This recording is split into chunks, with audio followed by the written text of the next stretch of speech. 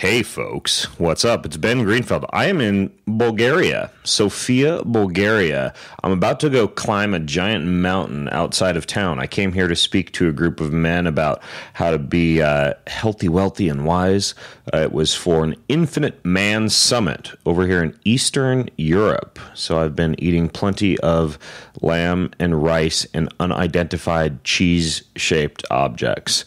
If you want to join me on any of my adventures, go to bengreenfieldfitness.com/calendar, and if you go there, you'll be able to see where I'm speaking. Come race a Spartan race with me. The next one I'm doing is Spartan Race Monterey. I'm flying straight from Bulgaria back over to Monterey, so shout out to those of you who are going to be there. And then on to Boise, I believe, is where I'll be racing after taking the family on a quick vacation to Seaside, Oregon. So, plenty going on. Anyways, today's podcast is with a friend of mine. I'm going to keep her a mystery just because I feel like being mysterious right now. I'm going to keep her a mystery, but you're going to learn about how to conquer your fear of fruit, how to lift heavy stuff, how to get shredded for a wedding, how to eat fried pickles, and a whole lot more. Now, today's podcast is brought to you by a food product that does not include said pickles. This is actually something that I have been using every morning when I am at home and I have access to my blender to make myself morning chocolate ice cream. I dump a big bottle of this in with ice into my blender. I press go. It's got healthy fats from coconut and macadamia. It's got fiber and prebiotics for your digestive health to keep you full. It's got probiotics for immune and gut microbiome health. It's soy-free. It's gluten-free. It's GMO-free. It's got no artificial flavors. It's totally BPA-free, and it tastes really good. You don't have to have a blender. I also take it when I travel. For example, when I'm traveling to Bulgaria on Turkish Airlines and I don't feel like eating their Turkish Airlines microwaved eggs and 2-year-old potatoes, I opt for this stuff instead. It's called Ample Meal, and it's perfect for just about anything you need it for. Post-workout, breakfast, traveling, on the go. I did an epic podcast with the dude that invented it. Comes in 400 or 600 calorie meal bottles. Amazing stuff, and even more amazingly, tastes good. Guilt-free.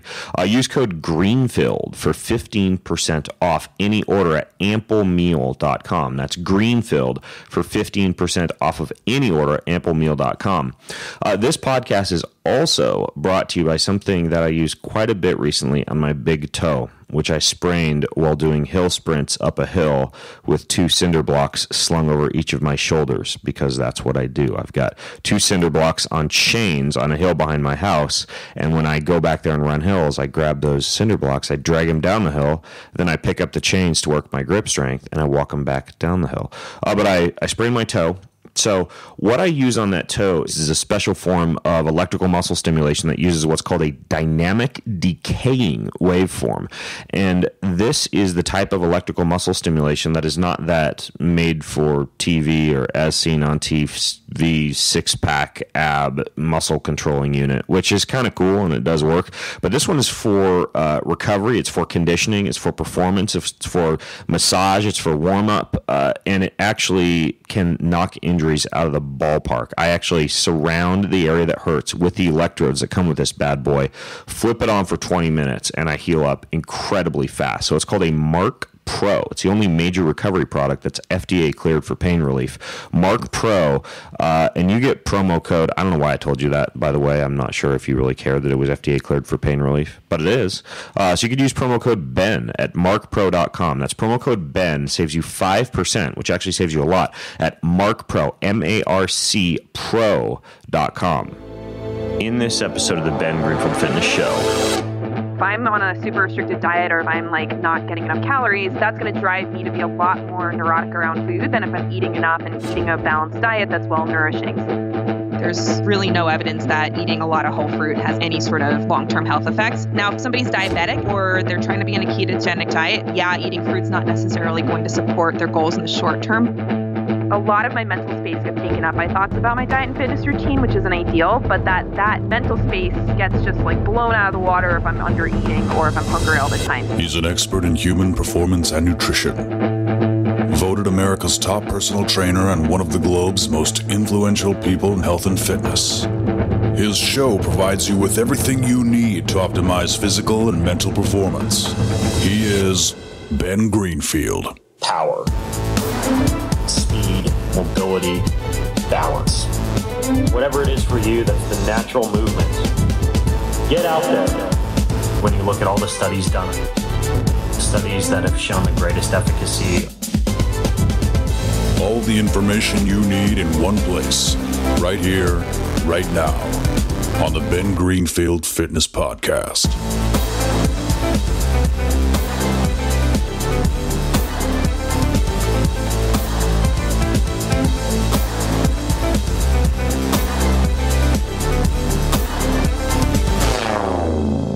Hey folks, welcome back to the Ben Greenfield Fitness Show. And I have on the podcast with me today the individual who actually first introduced me to eating fried pickles, ironically at a Weston A price conference. And her name is not Doctor. You're not a doctor, are you, Laura?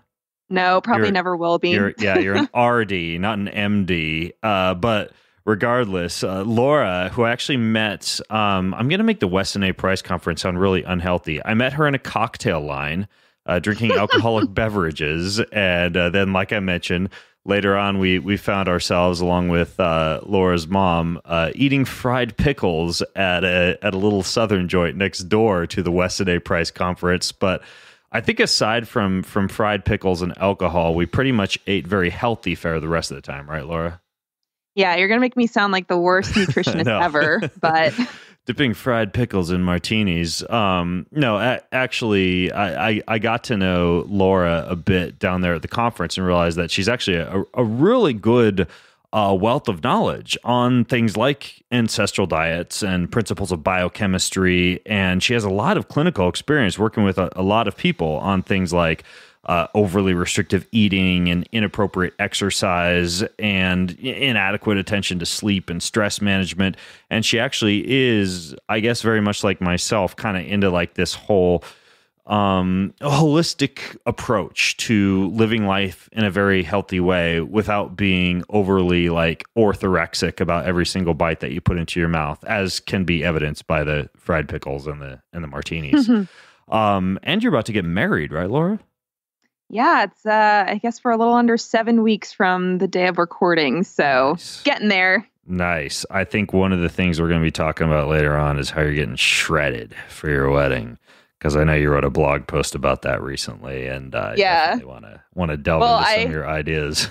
And I literally just published on a blog post called You Don't Really Want Abs. So that'll play in too. I may just ask you here in just a second about that. But by the way, I'll put a link to Laura's website. She also has a podcast called the Ancestral RDs, which you can find over on iTunes or wherever fine podcasts are sold. Go to bengreenfieldfitness.com/fearless, bengreenfieldfitness.com/fearless. If you would like to access the show notes, Laura's website, her podcast, and everything else, because Laura talks about having a fear-free or fearless diet, and we'll delve into that in just a second. But first, Laura, since you opened this can of worms, why don't you want abs? Well, I think the title is definitely a little bit controversial, but the gist of the post, without kind of reading it from beginning to end, is about how the desire to look a certain way or have a certain physical appearance is usually rooted in deeper issues of value and self-worth.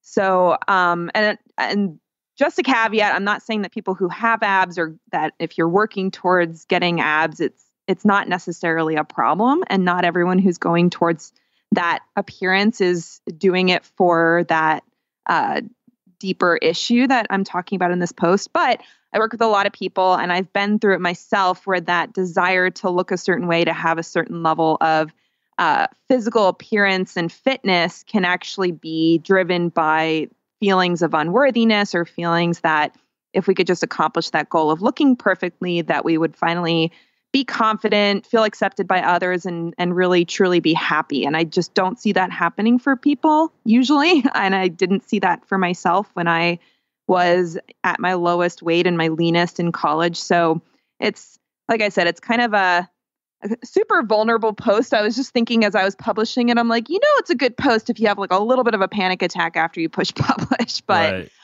But so basically you're just saying you don't want like your physique goals tied to like your sense of value or worth. Like basically rather than just like wanting abs and or any other element of a perfect body, that's ultimately not going to bring you true happiness versus pursuing something perhaps a little bit more meaningful. Right. And but abs are pretty fun. I mean, like, have you seen... Speaking from a man who has abs, right? Yeah, have you seen... honestly, I mean, like, when we come at this from a functional standpoint before all the physical therapists and the chiropractors, like, come leaping through the microphones and throttle us, I think that if you can do, like, bottoms up kettlebell exercises and bird dogs and a few different manners of twisting and core planking and abdominal stability or bracing exercises, you are going to have abs. They might be covered up with a slight layer of healthy fat, which I think for most people offers more pros than cons if it really is like a slight layer of subcutaneous, not like visceral heart attack inducing fat or inflammation producing fat. But ultimately, I think there's a difference between like having a strong functional core versus having, I guess what you're talking about, like ripped abs. Yeah, definitely. I mean, the photo that I use on the website is one that probably has been used by many fitness professionals trying to sell their products. So yeah, it's not about being strong or having functionally healthy core. Obviously, I think a lot of people can develop strength in their core and strong bodies and fit bodies, but they're not going to necessarily look like they belong on the cover of Sports Illustrated or something. So actually, yeah, I mean, like some of the strongest people you see or know, you take like, but I think probably a guy who has like an extremely strong core, Pavel Zatsolin, right? Who's written like The Naked Warrior and all these functional training books. He doesn't look like a shredded Men's Health model, but the dude is freaking strong like a bull in a very functional way. Mm-hmm. Exactly. So it's more about the appearance side of things for this post. And that's kind of where I work with a lot of my clients on unhooking their ideas of self-worth from the physical appearance stuff. Because at the end of the day, there's a lot of people out there, like you said, that are super healthy. They're eating well, exercising regularly, really strong, functionally very strong, and they feel good.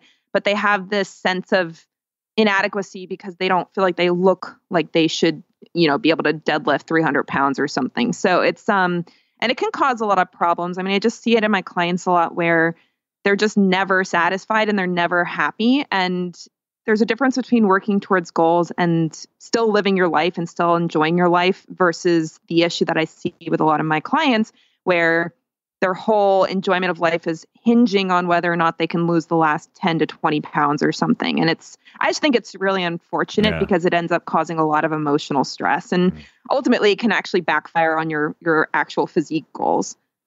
What does your training program actually look like? Like, are you like a heavy lifter? Are you a CrossFitter or how do you train?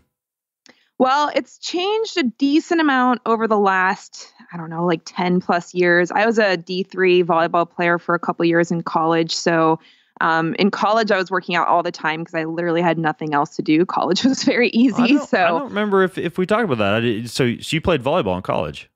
Yeah, just a little bit. Nice. Me too. I played middle at University of Idaho. Oh, I played outside hitter at Gettysburg College for a year and a half. So yeah, it was a big increase in my training from high school, going from normal practice after school to morning workouts with the football team and then afternoon training with the volleyball team and then weekend tournaments. And so, I essentially went from kind of a normal fitness approach to really high intensity fitness athlete type approach in college. And then after I graduated college and life got busy, obviously learning how to incorporate fitness into a busy schedule, you're not able to go to the gym for 3 hours a day like you can when you have a couple of classes a week. I've kind of bounced a lot. I'd say the last 2 years that I've been working with a strength and conditioning coach, most of my workouts tend to be pretty strength focused, like normal powerlifting, deadlifts, squats, bench presses, overhead presses, things like that. And then a decent amount of high intensity stuff like kettlebell swings, sled pushes, rowing, that kind of stuff that's a little lighter in weight, but more reps, higher intensity. And I had been doing about twice a week on average with that, and then just walking most other days. And then just coming up to my wedding, I figured I would just try to kick it up a little bit. And I moved to more of like a 3 or 4 days a week approach, with 3 of the days working with my coach and then just throwing in an extra day of HIIT training with the group program at his gym. So that has only been in the last couple of weeks that I started adding a little extra just to kind of, just finish the last 2 months of my engagement with a little extra exercise. But generally I only train like 2 to 3 days a week. And ironically, I mean, I was definitely quote unquote fitter in college because I was so low stress and exercising all the time. But I'm a lot stronger now than I ever was. And I actually, in the 2 years that I've been training with my coach, I actually lost 20 pounds that I'd gained during grad school. So, and that's only working out 2 to 3 times a week. So I tend to be kind of lazy and I don't like to train a ton. So it's really nice to be able to maintain a good level of fitness and hit some PRs that I would have never expected. Like, and this isn't bragging, because I'm sure there's lots of people that listen to your podcast that would listen to this and be like, she's super weak, but I couldn't do a chin up before. And now I can do, I think my PR is 7 in a row at this point. And then my max deadlift got up to 250. I'm kind of more at like the 225 now after having lost weight. But these were things that I never thought I could ever do back when I was training like 5, 6, 7 days a week. And it's just kind of amazing that I'm able to accomplish these things. You have 2 to 3 days a week. You have long arms, long legs too. Like, you're a tall person, so like 7 pull-ups and pulling that for a dead is actually it's pretty good. It's not like you're a short, squatty girl. Yeah, no, I'm 5'9", so got a decent amount of length to move a deadlift through. So, which I definitely complain to my coach about, but it's I'd say it's really cool to just see the progress that's come from not killing myself in the gym like I used to do when I was younger. Okay, so you used to train in a way that you would consider to be unhealthy before you got into this scenario? Yeah, I mean, I don't think I ever had like a exercise bulimia type issue. Like, I would never be on a treadmill for like 2 hours at a time or something, but I used to spend a lot of time in the gym, and I used to go most days during the week. And then also when I was doing the more high intensity CrossFit boot camp kind of stuff, I would always be so sore after those workouts, to the point where it was like I could hardly even walk downstairs. And truthfully, I don't think I was gaining a ton of strength. I think I was just kind of like crushing myself and thinking that was effective. So it's just been really cool to see the progress that I've made in this training program I'm doing now, because honestly, even though the workouts are tough, I rarely feel that sore. Like, I feel a little soreness, but when I'm talking about like can't walk up and down stairs sore, that was what I thought was necessary in the past to really get results. So it's kind of cool to not have to deal with that, because it really sucks to not be able to like sit on a toilet without like wincing in pain. I hear it. A lot of women are like afraid of heavy lifting though. Like how did you kind of overcome that fear? Because you talk a lot about fear on your blog post. That's why I'm throwing around this word and asking you that specifically. Like was it hard for you, especially as I think women tend to deal with this more than men. Some men who are into like running and endurance training, marathoning, who don't want to say like put on mass or have to wear a cheetah print unitard. They also are, not into the heavy lifting scene. But how did you kind of like make that shift mentally to be able to just like start lifting heavy stuff, not crucify yourself metabolically with every workout, and instead just start to move bigger things around? Mm-hmm. Well, I'd say the biggest mental shift for me was going from thinking about exercise as purely a weight loss strategy or a like looking a certain way strategy to more of a performance and enjoyment perspective. So there's something super fun about being able to do something you weren't able to do before. I remember getting my first chin up and just being like, oh my gosh, this is amazing. I can't believe I just did a chin up. I didn't think I'd ever be able to do a chin up. So just having that excitement over accomplishing something physically that I really never thought I'd be able to do, combined with the idea that performance in the gym is more important to me than losing weight or constantly seeing progress on the scale or my clothing size or whatever that more aesthetic kind of goal setting would kind of force me to do with exercise. And I know this is so cliche, but I feel like the ironic part is that focusing on performance and strength objectively has gotten my physique significantly better than it ever was when I was focusing on weight loss. So I know people say that all the time, and I don't think I truly believed it when people were saying it before. And it's not like this happened overnight. Like I said, I've been training this way for about 2 years at this point. So it definitely has taken a while to get to the level that I feel like my physique is where I want it to be, and where I feel, like I would have had a goal to get here at one point. But I never really was looking at training as being a weight loss purpose. It was more, I want to get fit. I want to get strong. I want to feel good. I want to not have back pain or weird pains that are happening because I'm not moving enough. That kind of happened during grad school in my first year of business when I was kind of on the computer way too much and that kind of thing. So just the goal of feeling good and accomplishing things that are fun really took it to the next level for me. And it prevented me from overdoing things, because it's not fun to work out when you don't feel good. It's not fun to work out when you're so sore. So I never forced myself to do anything that was uncomfortable or caused pain. It's actually a really good point, and I see this a lot. People who wind up signing up for a competition, or let's say a Spartan race or a triathlon or a marathon or anything else that would be different than just like an aesthetic goal. And they start training for that, wind up being happier with their training than people who are just training, like you mentioned, for the abs or for the glutes. Like for me, when I work out and I know that my workout for that specific day is designed to allow me to climb a rope better, carry something heavy up a hill, and get my mile time down, it gives me a ton of direction in my training and makes me far happier when it's goal-based like that versus me just saying, oh, I got to burn off last night's cheesecake. Right. And actually, speaking about the food, I think that performance mindset leads people, myself included, to eat in a way that actually supports your health, as opposed to constantly being in this restrictive, low calorie mindset. Because when you're trying to do a 250-pound deadlift, you can't go in without having eaten that day. So a lot of my clients, especially the women, but I guess there are some men that want to lose weight that do this as well. But when they're focused so much on weight loss, they are training fasted all the time. They're trying to minimize their carb intake. They're avoiding foods that are high calorie, and they're just trying to cut as far as their diet is concerned.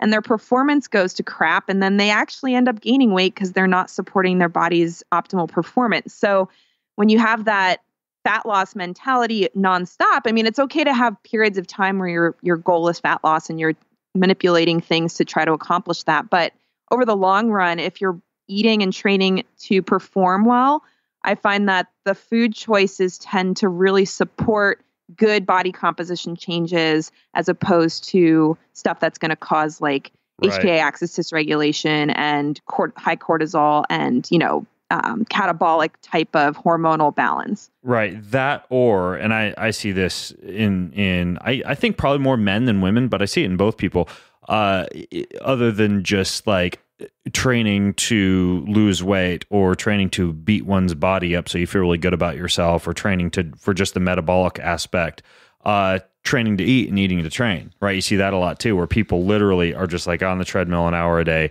just so they can eat a big meal that night, then rinse, wash, and repeat the next day. Mm-hmm. Yeah, I think you were mentioning on our podcast that you were facilitating that experience back in, I don't know if it was high school or college, when you were training people and also working at a French bakery. Oh, yeah. Yeah. Back in college, I literally worked at a French bakery where I was making, croque monsieur and chocolate croissant and all sorts of things like that in the morning, serving them to this big lineup of people. And then across the street was the gym that I'd work at in the evening. And I'd see the same people at the gym in the evening, right? Who'd been buying my baked goodies in the morning. And then they'd show up at the gym in the evening to basically train it all off, and then show up at the French bakery the next morning. And it was a perfect little cycle for me financially, because I'd not for them, for their health, though. And then feed them. Yeah, probably not serving their health that well. So that's probably a perfect transition point for us to talk a little bit about foods, because you talk about having a fear-free diet, and I'm curious, are when you say there's foods or maybe food issues that people are afraid of, What exactly do you mean by that? Like what are some examples of being fearful of food? Mm-hmm. Well, and just to give a caveat, I tend to work with people that are coming from like the paleo ancestral health kind of approach. So the ones that I see are going to be different than maybe. They're not obsessed with food at all. No, they don't care about food. It's totally just whatever. So my clients, I would say, typically are going to have a fear around sugar. They're going to have fear around carbs in general. Gluten is definitely one of those specific food items that people tend to be afraid of. And sometimes there's other things like dairy is sometimes a fear, but it's not, I don't know, doesn't seem to create the same level of anxiety as things like sugar and carbs and gluten do. We have had some questions on our podcast. We actually just answered a question recently about iron status where somebody was asking how they could safely increase their red meat intake. And so, I think there's still some fear around red meat for people who probably don't need to worry about how much red meat they're eating. I would say that, really any food could drive some level of fear depending on what background the person's coming from. If they're vegan, I'm sure they're afraid of things like butter and red meat. If you're paleo, you might be afraid of sugar and gluten. If you're ketogenic, you might be afraid of carbs. But I think this fear around these foods is causing a lot of problems for people, not only from like an emotional health perspective, but I do think it drives a lot of health issues when somebody has a lot of anxiety and fear around the food that they're eating. And for me, what a fear-free diet means is not that you're eating whatever and that you're just like, you don't have any food avoidances or any decision-making heuristics for your diet. So, I think people assume that if they're not paying attention to their diet, that they're going to just be eating Krispy Kremes for every meal or fried pickles and martinis as we were eating at the Weston Price Foundation conference. But there's a difference between being afraid of something like sugar versus recognizing that eating a lot of sugar may not be the healthiest choice. And it's probably not something you want to do a ton of, but having some here and there is not the end of the world and it's not going to cause your body harm. So in my work with clients, my goal is to get them on a diet that does make them feel their best physically, but doesn't revolve around this like fear or shame-based decision-making process. So either they're afraid of something causing physical harm to themselves, or they're afraid that if they eat something, it's going to cause them to gain weight or get fat, or they just talk really negatively to themselves about their food choices and then maybe end up eating the food later. So I see fear around food causing a lot of disordered eating. I see it causing a lot of like binging and restricting, avoidance of foods that aren't actually unhealthy in moderation. And so, right. I think what you just pointed out is a very, very good point, like foods in moderation. So for example, like fruit, or even like fructose, right? Like people give fructose a bad rap. Robert Lustig has certainly said that, fructose is the bane of modern living and how it causes obesity worldwide. When in fact, most of the studies are based off of giving like the amount of like over a dozen Coca-Colas to rodents in a lab and then saying, oh, hey, look, the fructose seemed to have caused that issue. When in fact, there was a recent study just like last week that showed like a serving of fruit each day like lowers the risk of type 2 diabetes. And there's a lot of reasons not to be afraid of fructose, but like I have this supplement that I take. It's like a Chinese adaptogenic herb. It's called Tianqi. It's this little powder packet of like all sorts of great little herbs, right? Like ashwagandha and club moss and there's like beetroot in there, a whole bunch of cool things. But it has, I believe it comes out to about like 2 or 3 grams of fructose in it, which is like nothing, right? It's like a drop in the bucket. But you would like be 3 blueberries or something. It is. It's like 3 blueberries. You would be shocked at the number of people that email me and say, Ben, how on earth can you promote a supplement that has on its label, near the top of the label, near the beginning of the label, which, it's still, again, 3-4 grams maybe, fructose. I can't eat this. I'm in ketosis. I'm an Ironman athlete in ketosis. I cannot have these 3 to 4 grams of fructose from this blend. And, my response to them is like, this is a complete speed bump. You have so much bigger fish to fry than trace amounts of fructose in like a daily piece of fruit or a tiny little packet that has like, raw honey or fructose or agave or something like that. And that's a huge one to see with people, like just the word fructose, period, no matter what amount. People like run for the hills when in fact, all the studies that have been done on it, you're basically like mainlining high fructose corn syrup into the bloodstream, not like having a pear or like a supplement with a few grams of fructose in it. Right. Well, and fruit, I think, gets this unfair bad rap because of the whole fructose controversy. And like you were saying with these studies, they're, like you said, mainlining fructose essentially and consuming extremely high amounts with no micronutrients associated with them. And regardless of the micronutrition of fruit, the amount that they're using is the equivalent of like if you were going to have 5 bananas in one sitting or something like that. So, I think fear around fruit is super common in the paleo community, and it's really ridiculous. There's really no evidence that a high consumption of fruit in your diet has any negative outcomes. And really most of the evidence that exists for a high quantity and variety of fruit intake actually shows a reduced incidence of type 2 diabetes and cardiovascular disease. So, fruit is not just this like water balloon full of Coke or something. It's not just fructose. It does have lots of prebiotics in it. It has lots of polyphenols in it, lots of micronutrients in it. So just to look at fruit as being this like fructose bomb, I think is super inaccurate and not really serving people.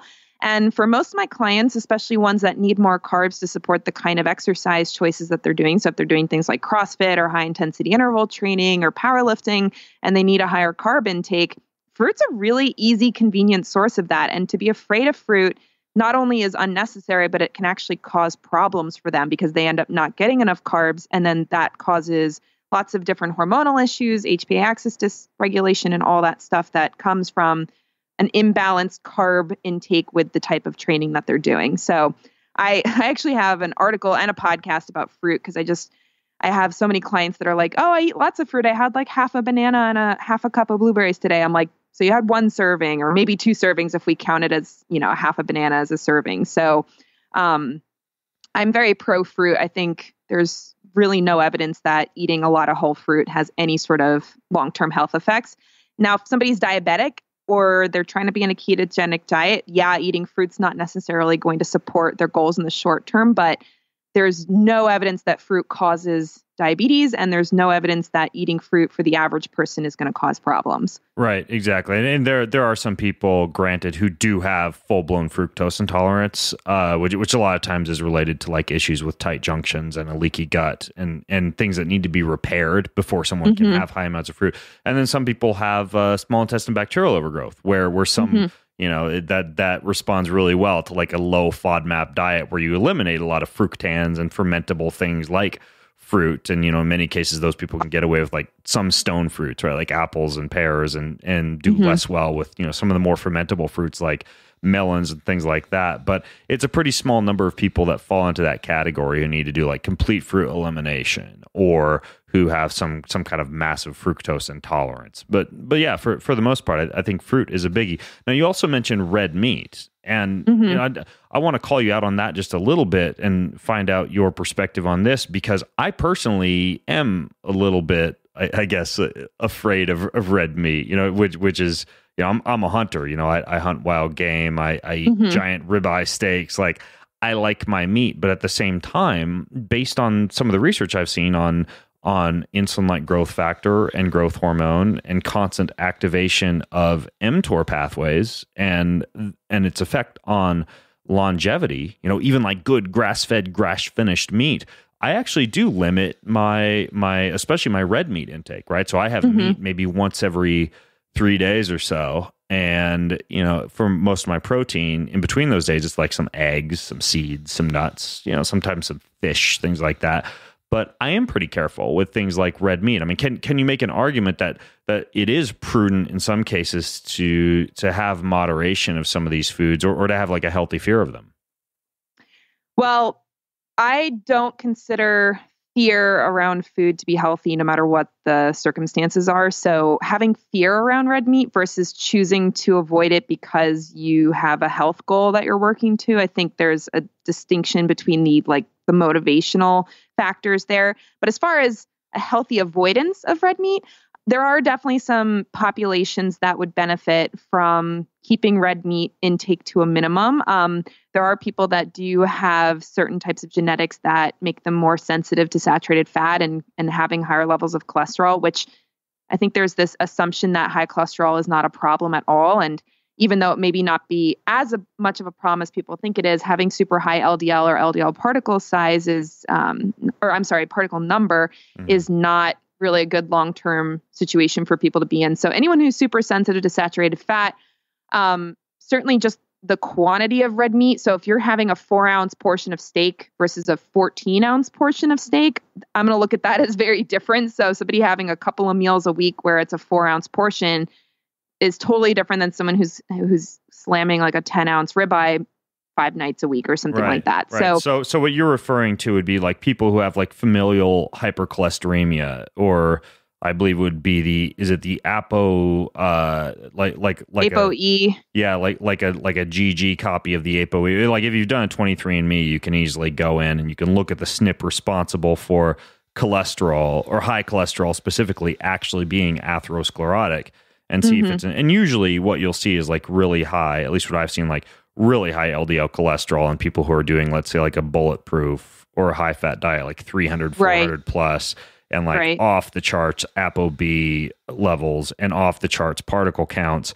And those are the people who you say, okay, well, you may want to check out your genes. You may want to be that person who eats like, I believe our mutual friend Chris Masterjohn did an entire podcast on this. I'll try and hunt it down and put it in the show notes, but about how those people would do really well on like what's called a Katavan diet, where the dietary staples are like tubers and, like yam and sweet potato and taro, fish, coconut, fruit. And, you're actually doing like 70 to 80% carbohydrate in that case. And there was a lady who I did a nutrition consult with a couple of days ago, and her LDL was like 400 plus. She was doing like a ketotic based diet. Her ApoB levels were through the roof.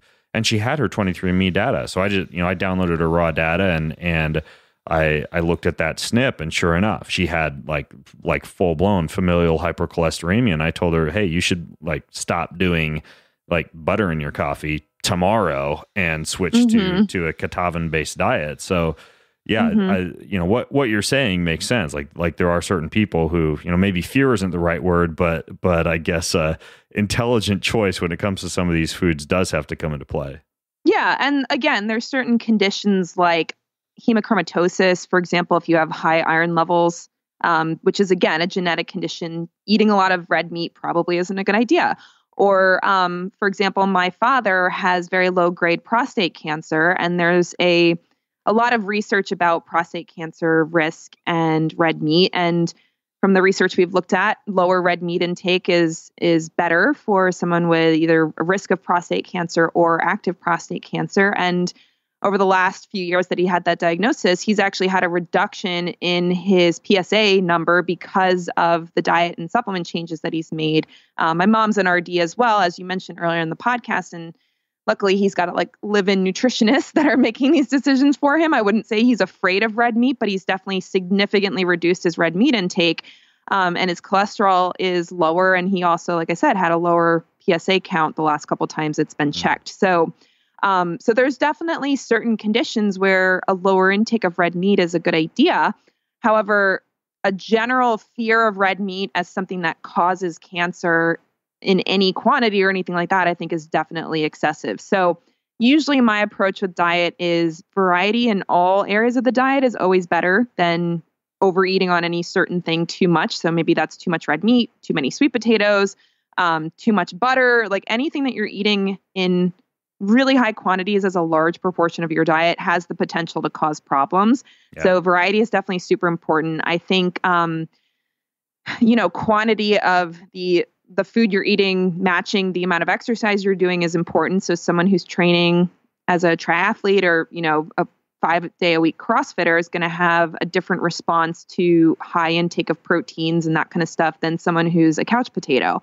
And then also with meat and cancer risk, there's a lot of good stuff that a woman named Denise Minger has written about methionine versus glycine balance, which I'm sure a lot of your listeners are familiar with. But there's some thought that just eating these super lean meats and not getting the connective tissue is something that contributes to cancer risk. So I think nutrition is really complicated, unfortunately, but I think we also overcomplicate it. And we pick certain foods that we say, don't eat that, or this is a never food, or this is a eat every day food. And I think it tends to oversimplify things and kind of demonize foods that really aren't that big of a deal. So, even a little sugar here and there, I think in the context of a nourishing, well-balanced diet, having some sugar is not going to cause problems for most people. So I think just approaching it from a perspective that you want to feed yourself well, so that way your body is functioning optimally, you're supporting the type of workout that you enjoy doing, you're not under-eating, you're not overeating, you're not eating things that make you feel, super bloated or cause GI disturbance, you're not eating things that are, directly counterindicated with your particular genetics, but you're not taking it so seriously that if you accidentally, or not even accidentally, but if you choose to have some gluten, even though you know that really gluten in a frequent basis in your diet doesn't feel so good, choosing to have it once in a while is not the end of the world. And it's not something that needs to cause like a, anxiety or guilt tailspin. Right.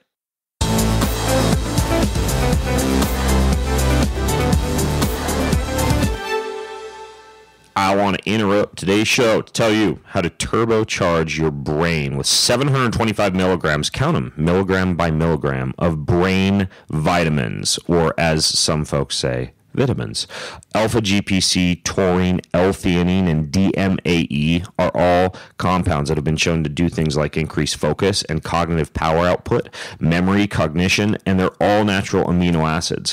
What this company has done is they put them into coffee to prolong coffee's dopamine effect. So it's an all-natural way to reduce the anxiety that you might get from a cup of coffee while amplifying all the benefits that you get from coffee, especially the cognitive performance-enhancing benefits. It's made from single estate artisan coffee from the Dominican Republic. It's grown on a coffee plantation at an altitude of 5,000 feet, run by the same family for over 40 years. You can feel really good about yourself while you sip on this stuff. Guilt-free. And did I mention the brain vitamins? Anyways, you can get 10% off of this coffee. It's called Chimera Coffee. You go to chimeracoffee.com, KIMERAKOFFEE.com, chimeracoffee.com, and use code BEN to get 10% off. This podcast is also brought to you by something you can dip into your cup of coffee. I actually have done that. I have had Cricket cookies and dipped them into camel milk at a test kitchen in where was I? I was in Berkeley, California. Big surprise. Molecular Gastronomy Kitchen in San Francisco. Anyways, though, this particular thing I'm about to tell you about is very similar. It was designed by an award-winning 3 Michelin-starred chef, the former head of R&D at the Fat Duck, which is ranked the #1 restaurant in the world during this dude's tenure. And he made this bar that's paleo-friendly. It's got no gluten, no grains, no soy, no dairy, no refined sugar. It's really high in flavor, and it's extremely unique because it is designed from fully environmentally sustainable protein, the protein of the future. You guessed it, cricket protein powder, not cricket like legs or antennae or anything. Actual cricket protein powder, chock full of minerals, chock full of protein. 80% of the world already eats bugs, so you're kind of behind if you're not already munching on these fine fellas. And they've been written up in Men's Health, the New York Times. It's an incredible startup based in New York City. They're generating a lot of buzz. They're called EXO, EXO. And you can try a sample or pack with all of their most popular flavors for less than $10. It's about 25% off, and discover what all this hype is about. So you go to bengreenfieldfitness.com/exoprotein, bengreenfieldfitness.com/EXOprotein. Grab them fast. They're a small and nimble startup, just like a cricket, and they sell out all the time. So grab them while the inventory lasts. Enjoy. And now back to today's show.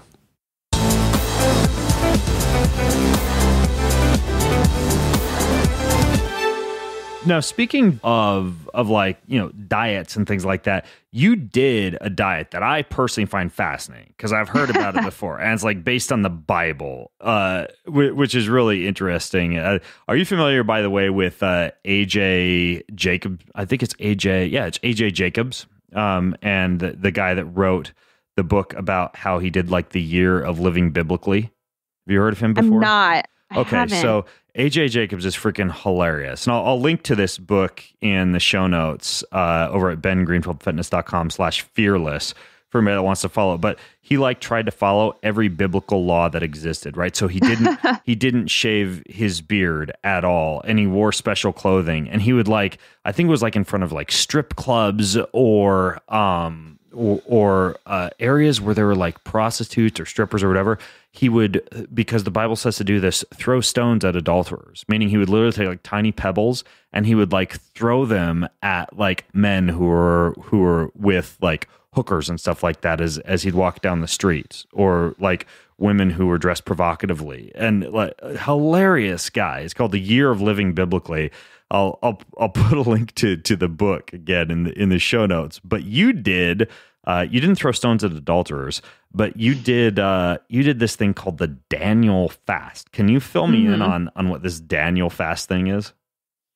Yeah, so the Daniel fast is based on two books of the Bible, or I shouldn't say two books, two areas of the Bible in the book of Daniel, where the prophet Daniel chose to abstain from pleasurable food or from meat or anything that was considered not kosher, to, just be obedient to God and to not allow his personal suffering to cause him to do things that would be against kosher law at that time. So, for example, there's a lot of guidelines around meat in the Bible. And I'm not going to get into details, but basically he was saying, well, instead of eating this meat that is not kosher, I'm just going to skip it. And I'm just going to eat vegetables for 10 days or 3 weeks or however long the specific chapter of the book was. So it was a decision to abstain based on the desire to be obedient to God, even in the face of suffering. So I know it sounds a little intense, but essentially we were doing it as a church to kind of just realign our focus and our decision-making to not necessarily be using food for comfort or for, numbing any sort of negative emotions, or looking for food to make us feel better, when we should really be prioritizing our relationship with God in that situation instead. So I figured I would try it. I wasn't super stoked about it because essentially it's a pretty strict vegan diet. It's it's like if you combined paleo with vegan, where you're not allowed to do anything that's processed or have any, basically it was just beans and right. greens and fruit and stuff. Which granted, for people who have been eating a really toxic, unhealthy diet, which sadly, and I'm actually getting a guy named Joel Salad on my podcast to talk about this. A lot of Christians, ironically, who are supposed to be taking care of their bodies and treating them as temples of God and things like that. You go to youth groups at church meetings, the kids are eating like GMO corn-based Twinkies and nasty burgers from commercial feedlot cattle, where you got a bunch of cows being abused in barns that you'd think Christians would care about, but they don't seem to. In many cases, I would say that switching to like a plant-based, meat-free diet like that would kind of detox you a little bit. If you are living, I guess, not to throw Christians under the bus, but I am a Christian. I know you are as well, but kind of like that typical Christian diet where you're spiritual, so you don't have to care about your body. Right. Yeah. I think there's something to be said for cleaning up the body like that.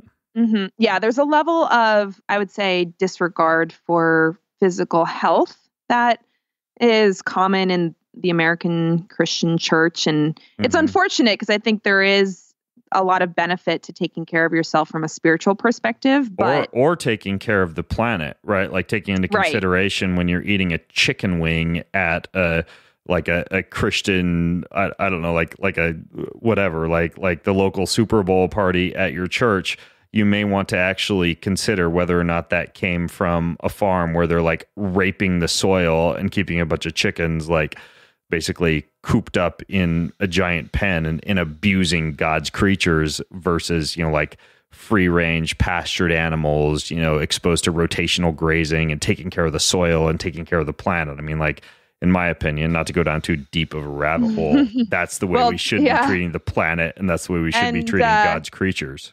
And I hate to be the devil's advocate, but my fiance comes from a family of pig farmers who are contract pig farmers for the kind of stereotypical CAFO style of pig farming. And so I think I do need to just say that, it's really easy to demonize choices like that from looking from the outside. But when that's your livelihood, I think it's really hard to, like, basically they don't even own the pigs. They're just taking care of them. And if they were to try to do it differently, nobody would give them pigs. So I will say, like I said, I definitely agree. I've been to Joel's farm multiple times. I love it. And I love seeing the way that he takes care of his animals and the planet and all that. I just have to say, I've also seen the other side of it with my fiance's family, and they're good people. So it's, I think it's really tough to just say, whether it's Christian or not. And like you said, we don't want to get down too much of a rabbit trail there, but I had similar beliefs before I met my fiance's family, and I really feel like they're doing the best that they can with what they have available and what they know. So there's, you can't get out of that system and just start like a pastured pig farm because they don't have the means to do that. Right, so you're saying you have to kind of like face reality and survive before you make that switch into like turning all the pigs loose out into the pasture or something like that. Right. And the pigs that they have are actually pretty aggressive. So they'll, they're kind of dangerous if they're running around loose pigs like that. Dangerous. So yeah, I had a pig as a pet growing up. My parents bought one to kill the snakes. It was a little pot-bellied pig named Wilma. And it wasn't really dangerous, but I remember it used to like wake me up by sitting its giant fat ass pig butt on my chest, and I'd wake up in the morning with a pig sitting on me. So I do remember that. But yeah, it was I guess it was aggressive against the snakes. Right. But long story short, it's a systemic issue, and I think the choosing to buy the meat that's been raised in a better way, I think, is the first step. So we as consumers have that choice to get better products and put our money into the things that are going to support the earth and, hopefully see some bigger systemic changes. But I just would hate to blame the people who are raising the food because they really can't get out of their situation the way it is currently. Anyway, so with the Daniel back to fast, the Daniel diet. Yeah. What happened with that? So it was just funny because, like you said, a lot of people that will do this fast are used to eating lots of sugar, lots of grains, lots of just junk food. A lot of my friends that were doing the fast were like, I miss Oreos, or like, I just want a cookie. And I'm like, I just want meat. Like, I just want chicken. I just want eggs. Like, I just want, like, literally I had to cave and have an egg one of the nights that I was doing it. And I was like, oh my God, this is the best egg I've ever had in my life. So it's just kind of funny because it's supposed to kind of clear you from dependence on junk food and like sugar and stuff like that, and coffee and everything that's kind of like the same thing that doing like a Whole30 or something would be kind of breaking your dependency on. But for me, it was like very obvious that there would be no way I would be able to survive as a vegan. I just felt awful. My fiance was doing it at the same time, and he's like 6'4" and probably has to eat like 3,000 to 4,000 calories a day. And he was like, I had a potato for dinner. I was like, babe, you need to eat more than that. So we were both like starving the whole time. And so it was just like, it was really interesting to see what happened with my mental state on this diet, because I work with a lot of clients with things like binge eating tendencies and quote unquote sugar cravings, which I honestly believe most people that are having sugar cravings are just struggling with malnutrition. And if you're well nourished, that sugar cravings are pretty much non-existent. And it was hilarious because I had these chocolates in my pantry that had been there, I want to say like 2 months at that point. My fiance bought them for me for like Christmas. And this was, I think, February that we were doing this. And I hadn't even thought, about those chocolates for at least a month at that point. And as soon as I did this Daniel fast, I would open the pantry to look for like whatever beans I was going to eat for dinner or something. And I was like, oh my gosh, I want this chocolate so bad and I'm craving it and I just want it and it needs to be like, I have to be able to have it. And I was struggling.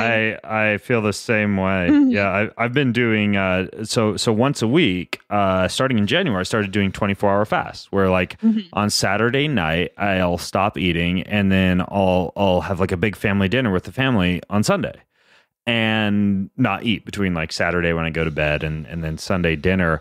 And I find myself at about lunchtime on Sunday beginning to plan Sunday night's dinner. Like I'm taking steaks out and thawing in. I'm walking into the pantry and kind of stroking my chin and saying, okay, this is going to taste really good tonight. And I should set that out. And God forbid I should look at a chocolate bar because my stomach will start to flip. So it is interesting. You learn a great deal of self-denial and a great deal of delayed gratification when you begin to throw in these fasts. I mean, and granted, I think that when we look at something like the modern version of the Mediterranean diet, it's kind of bastardized, right? Because it's a whole bunch of people like buying the giant blocks of feta cheese from Costco and drinking copious amounts of olive oil and, you know, shoving handfuls and handfuls of seeds and nuts down their throats. When in fact, if you look at a true Mediterranean diet, they're not only eating like a lot of organ meats, for example. Colin Champ, I don't know if you know Colin. He's an MD. He's usually at like PaleoFX. He's a good guy in like the functional medicine movement, and he wrote an entire article about this. In addition to all of these elements of a Mediterranean diet that we don't see in the popular Westernized version of it, they also do a lot of fasting and a lot of periods of meat restriction, and a lot of these things that probably contribute just as much to the heart-healthy nature of the Mediterranean diet as like sucking down copious amounts of olive oil. Yeah, and I think it's with the Daniel fast that I did, one issue is that in the Mediterranean, they're not doing powerlifting for the most part. So I think if I hadn't been training, I probably would have been okay. Yeah. But training on top of that was pretty rough. And then just, you know, stress of running a business and being hungry at the same time. I think I could have been a little bit more tolerant of some hunger had I not had to work, 10 hours with clients and have my brain functioning optimally. So I think the lifestyle mismatch there is also a problem. So I wouldn't recommend trying to do CrossFit and a Daniel fast at the same time. But my real experience was just, I realized that a lot of my mental space gets taken up by thoughts about my diet and fitness routine, which isn't ideal, but that mental space gets just like blown out of the water if I'm under eating or if I'm hungry all the time. So if I'm on a super restricted diet or if I'm like not getting enough calories, that's going to drive me to be a lot more neurotic around food than if I'm eating enough and eating a balanced diet that's well nourishing. So that I would say was my big take home point. And not that I was necessarily unconvinced of that fact, but I had never experienced it before. And it just gave me a lot more empathy for my clients who are dealing with these sugar cravings and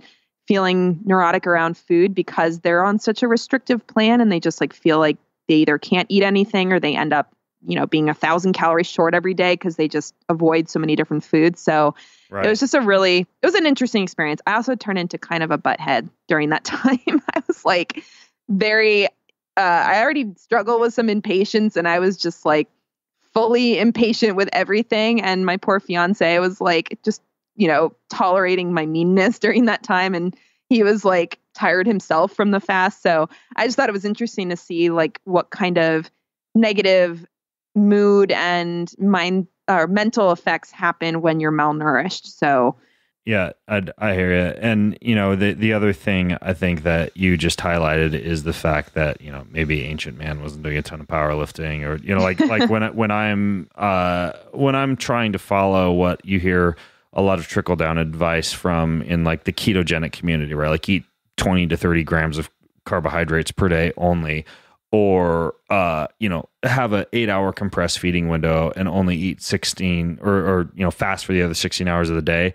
When you try and combine that with freaking like Spartan training or Ironman training or marathon training or powerlifting, you have to realize you're trying to marry like a natural quote ancestral unquote diet with a modern kind of unnatural form of movement, which is like crushing oneself by fighting a battle or running from a lion every day or multiple times a day. So you have to kind of put that in the back of your head too. You can't marry like unnatural exercise with a natural diet and expect for things to just flourish. You gotta pick your battles wisely. And what I tell people is, like, if you really truly want to live a long time and optimize nutrient density and optimize recovery and optimize hormonal status, you really would just kind of like garden and engage in light physical movement during the day. And maybe, once a week or a couple times a week, you'd have a little bit of a battle where you're building a rock wall or running from a line or something like that. But you're certainly not going to do it every evening at 5 p.m. at the CrossFit box. Right. If you are going to do that, you got to change up your nutrition just a little bit from maybe what our ancestors would have done. Yeah. I mean, I'm all for real food and ancestral health and the whole idea of eating the way that our bodies were designed to eat. But I also, like you said, recognize that the kind of fitness that we are doing nowadays is really not natural. And that doesn't mean it's bad, but you can't just expect a low carb paleo diet with intermittent fasting every day to support doing CrossFit 5 days a week. So, and I think there's this myth in the paleo community that that's normal and that's healthy. And yeah, maybe you can function on that for a couple months, but I kind of get all the people that have done it for several months and then are now in my office working with me because they just crashed and they feel awful. So, right. So hopefully this will help people avoid that. But if you haven't avoided it, come to me. I will help you get out of that situation because it's not a good one to be in.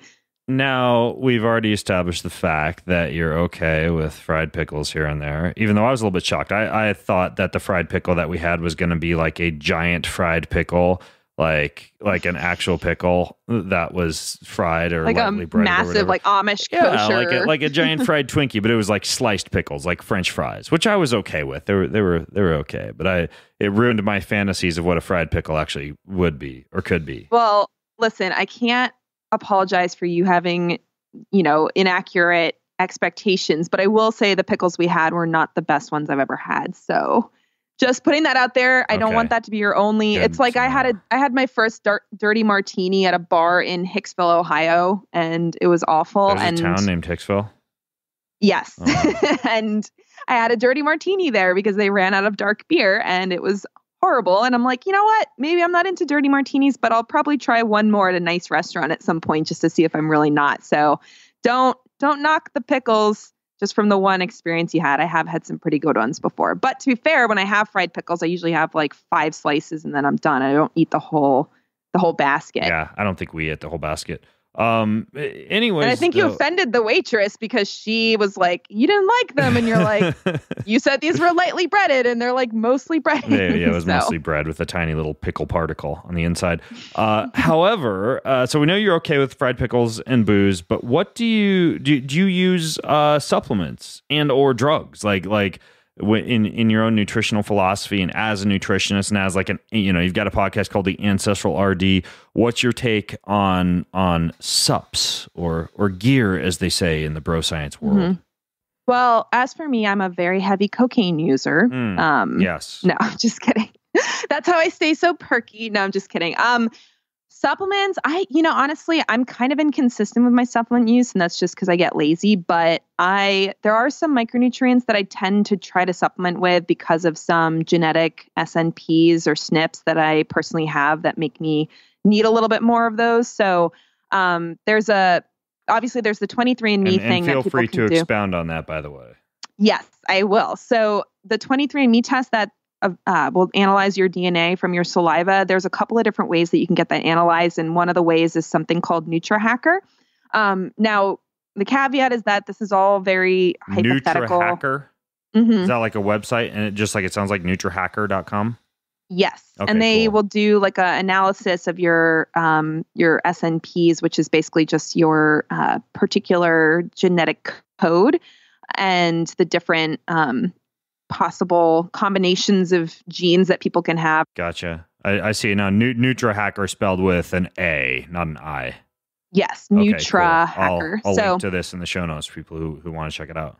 Again, it's kind of a theoretical and more, new concept that you can look at your genes and identify things that you may have problems with. But there are some stronger evidence for different types of micronutrients that either we're sensitive to or need more of than the average person. And some of this is based on clinical experience or just like the particular health issues that I struggle with. So I tend to get really prone to something called keratosis pilaris, especially during the summer when I'm getting a lot of sun. And keratosis pilaris is normally a vitamin A deficiency. And so I've done the NutriHacker thing, and I've seen that I'm heterozygous for all of the genes that convert beta carotene into preformed, or I guess vitamin A.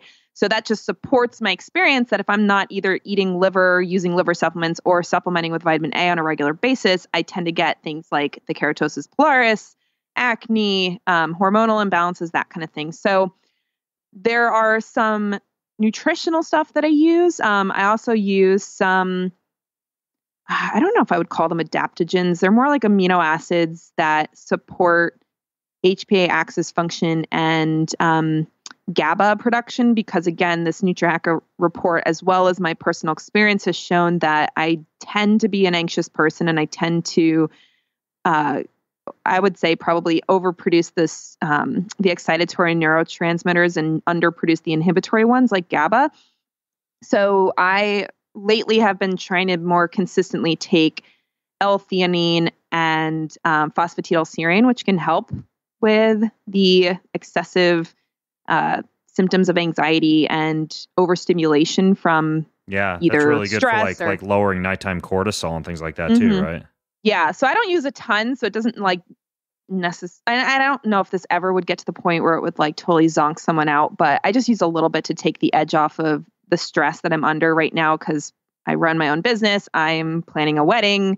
My, fiance is living in another state, so we're doing a long distance relationship, and he's going to move in right around the wedding. So I'm under a decent amount of stress right now. And so I think I'm a little bit more stress intolerant than I would even normally be, which is I tend to be fairly stress sensitive anyway.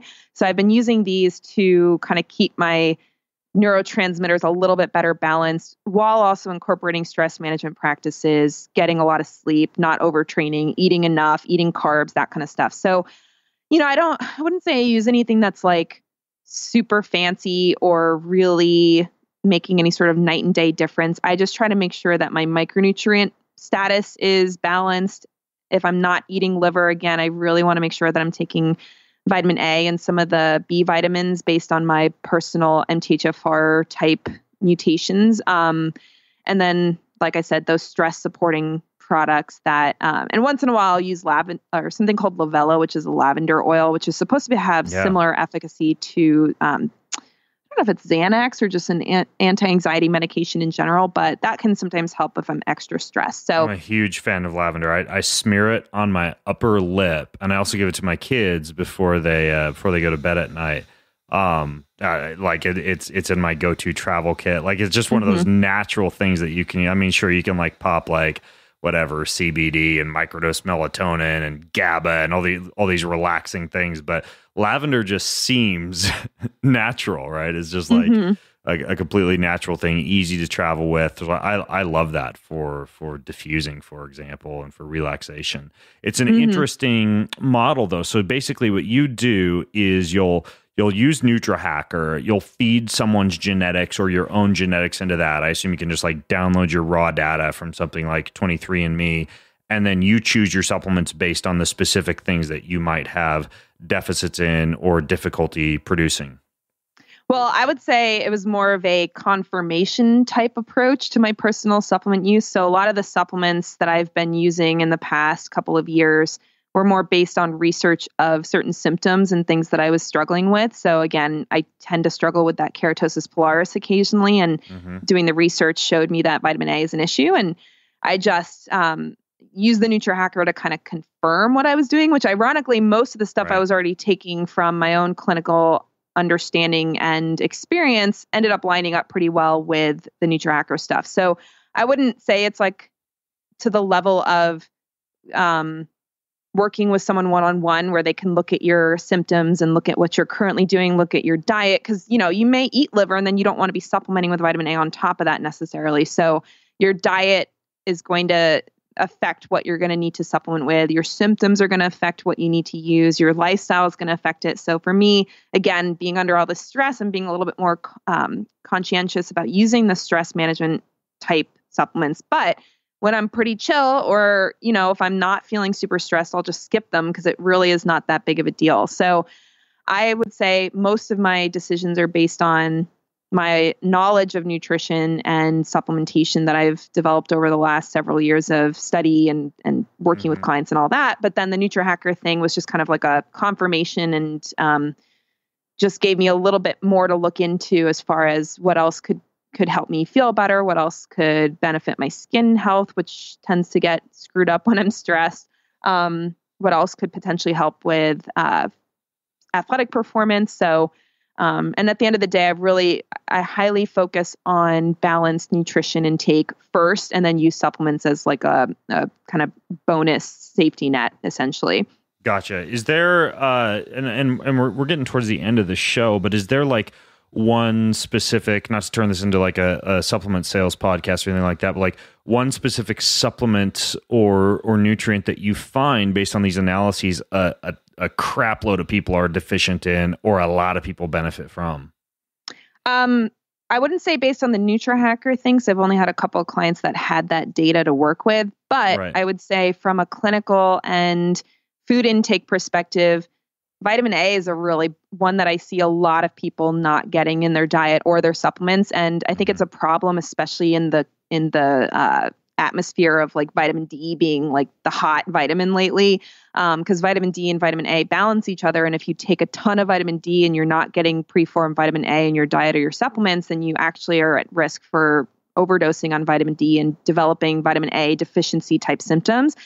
So a lot of my clients that I work with, I end up putting on some level of either vitamin A or liver intake to make sure that they're getting vitamin A. And a lot of people really do benefit from that particular nutrient. The one downside is it's potentially toxic in very high quantities. So yeah, I was going to say, you got to be careful with supplementation. I mean, it would be best to like have pastured eggs and liver and foods that naturally have fat soluble vitamins in them, right? Yeah, I do think there's a little bit of an excessive fear around toxicity of vitamin A. And if you look into some of the work that Chris Masterjohn has done, he shows how vitamin A, D, and K2 actually balance each other out and protect against toxicity of any of those nutrients. So if your vitamin D status is good, the risk of vitamin A toxicity is actually quite low. And you can go pretty high dose in your vitamin A for a period of time. But, you know, when I say high dose, I'm talking like 50,000 IUs or higher every day, not 5 or 10,000, which would be a more normal physiological intake. So, it's just something to be careful about if you're dealing with any sort of vitamin D deficiency or you have any sort of symptoms of excess vitamin A intake, right, which I think is a lot less common than people would think it is. Yeah, I think the Thorne multivitamin that I personally use, like that's the one that I endorse or promote or use or whatever. It's got decent amounts of vitamin A in it. And then it's got, of course, like vitamin D, vitamin K. Vitamin A, it's got 5,000, like 3,000. Which multi do you do? I do the multivitamin Elite by Thorne. And the 3 morning capsules that you take have 5,000. So they have 3,000 IU as beta carotene, and then another 2,000 as palmitate. So 2 different forms of vitamin A. And then you take 3 in the evening too, and there's another 1,000 of vitamin A, like 600 as beta carotene, and then 400 as palmitate.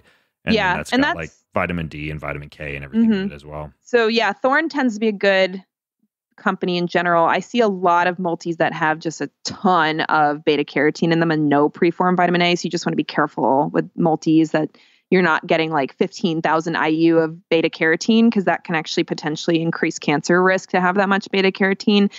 But this is could be its own podcast talking about vitamin A, because it's pretty complicated. I do have an article on vitamin A if people are interested on my blog, just talking about what kind of symptoms what kind of conditions can benefit from vitamin A and what kind of issues can come up when you're deficient. So that might be a better way for people to get some more information about that. Gotcha. Okay, cool. And I'm going to link to your blog and everything else that we talked about. I'll link to that Year of Living Biblically book and Chris Masterjohn's podcast on familial hypercholesteremia and the Colin Champ's article on the modern Mediterranean diet and all the other little things we mentioned in the show notes.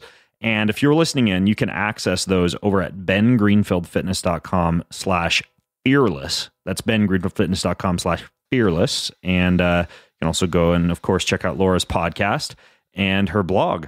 So, Laura, thanks for coming on the show. I certainly look forward to the next conference where you and I can dine on properly constructed fried pickles and perhaps a martini or two.